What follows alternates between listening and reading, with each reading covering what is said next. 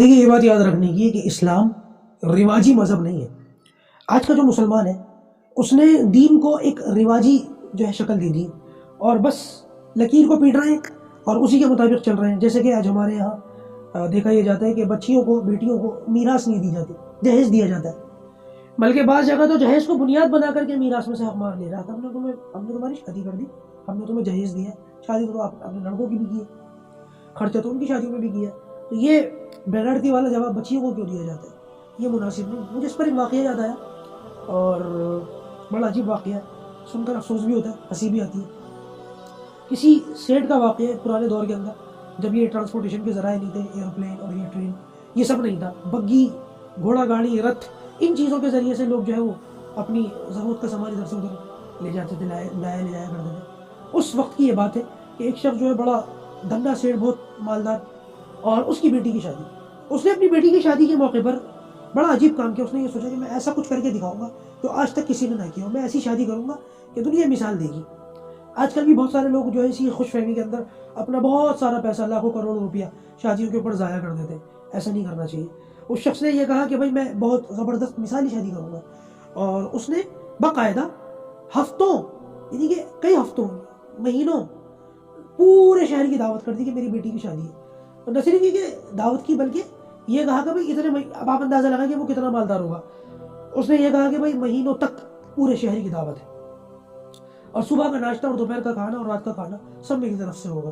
حتیٰ کہ جب بارات آئی ہے تو اس نے بارات کو بھی رکایا، ٹھہرایا، ان کو بھی کھلایا اور پلایا، اور ان کو بھی مہینوں تک اپنے یہاں ٹھہرایا، اور کھلاتا رہا پلاتا رہا بارات کو بھی اور شہریوں کو بھی، پورے شہر کو بھی.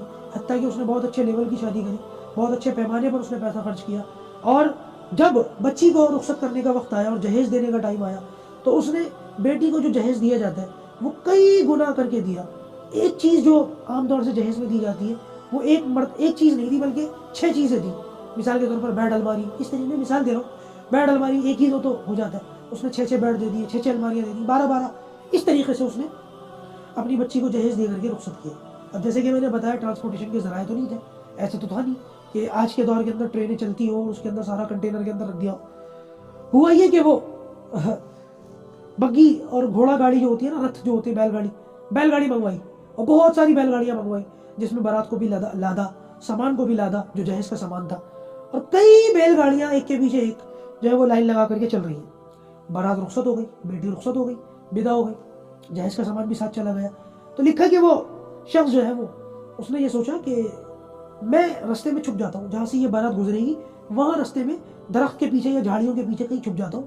اور میں نے اتنا سامان دیا ہے، اتنی ان کی خاطر تواضع کی ہے، اتنی ان کی مہمان نوازی کی ہے، اور اتنا کچھ ان کو دیا ہے، تو یہ ضرور میری تعریف کریں گے، اور میری تعریف کریں گے تو مجھے جو ہے وہ بڑا اچھا لگے گا، گڈ فیل ہوگا، اور میرا جو ہے سینہ چوڑا ہو جائے گا. یہ صاحب جو ہے وہ کہیں راستے میں جا کر کے کوئی مناسب جگہ دیکھ کر کے چھپ گئے جہاں سے بارات کو گزرنا تھا. اچھا بارات وہاں سے گزر رہی تھی اور بیل گاڑیاں تھی، تو راستے میں کوئی ایک مقام ایسا آیا جہاں پر بیل گاڑی کا پہیا گڈھے کے اندر اٹک گیا. اب ان لوگوں نے اس پہیے کو نکالنے کی کوشش کی، نہیں نکلا. کئی لوگوں نے مل کر کوشش کی، پھر بھی نہیں نکلا.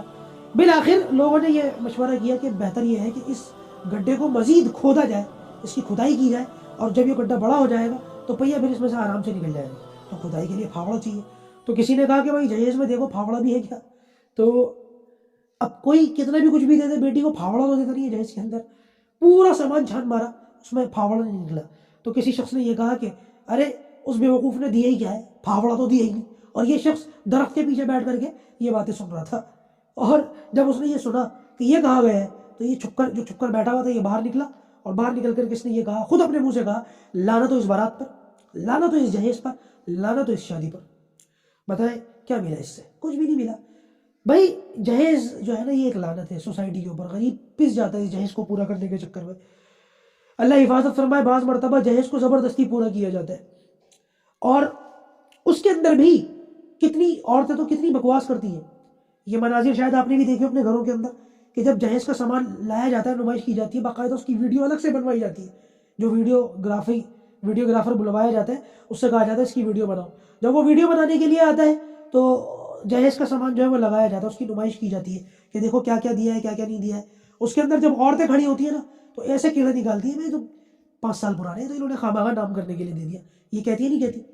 اور کتنی نظریں اس میں لگ جاتی ہیں کتنی نگاہیں اس پہ جم جاتی ہیں، وہ سامان برتنا بھی نصیب نہیں ہوتا، ویسے ہی ضائع ہو جاتا ہے۔ کتنے گھروں سے اس طریقے کی خبریں ملی کہ سامان جہیز کا، برتن جہیز کے، اور حتیٰ کہ جیولری جہیز کی چڑھاوے کے طور پر دی گئی تھی، کپڑے جل گئے، گل گئے، چوہے کھا گئے، اور اللہ حفاظت فرمائے برتن چوری ہو گئے، زیورات چوری ہو گئے، بعض مرتبہ جو ہے وہ برتنا نصیب نہیں ہوا، ایسے گروی رکھ دیے۔ تو خدا نہ خواستہ ایسے جہیز سے کیا فائدہ؟